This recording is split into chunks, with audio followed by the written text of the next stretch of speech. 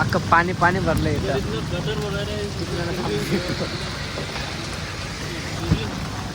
सगळं पाणी पाणी. आमच्या पुणे रस्ता पुरा बर्बाद. गाड्या पुढे डुबत चालल्या आहेत. क्या बोलते उसको आता किस काय पकडो क्या मालूम, मेरा फोन भी जाएगा. हे बघा बिचारा माणूस काढतोय पाणी एकटा. बघा गाडी, बघा गाडी, गाडीचं अख्खं टायर दुखतंय एवढं पाणी येतं.